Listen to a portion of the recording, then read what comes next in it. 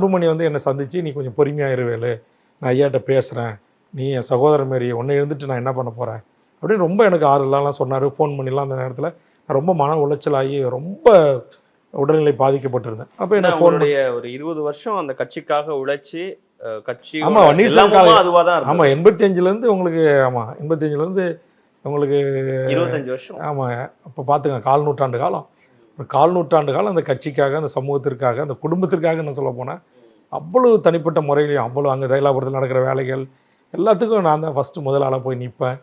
அதேமாதிரி அந்த திண்டிவனம் சிவி சண்முகம் கொலை செய்ய வந்தாங்க பாமகக்காரங்கன்ட்டு அவருடைய உதவியாளர் ஒருத்தர் வெட்டி கொலை செய்யப்படுறாங்க. அதில் மருத்துவர் ராமதாஸ் ஐயா, அன்புமணி குடும்பத்தையும் சேர்த்தாங்க. அது சட்டத்துக்கு புறம்பாடுன்னு சொல்லி மூத்த வழக்கறிஞர்களாம் சந்தித்து லீகல் ஒப்பீனியன் கேட்டு, அன்றைக்கு முதலமைச்சராக இருந்த கலைஞரை போய் சந்தித்து, அன்றைக்கு ஐஜியாக இருந்த ஜாங்கிட்ட போய் சந்தித்து, அன்றைக்கு எஸ்பியாக இருந்தவரை போய் சந்தித்து அந்த பெயரை நீக்கிறதுக்கெல்லாம் எவ்வளோ காரணம்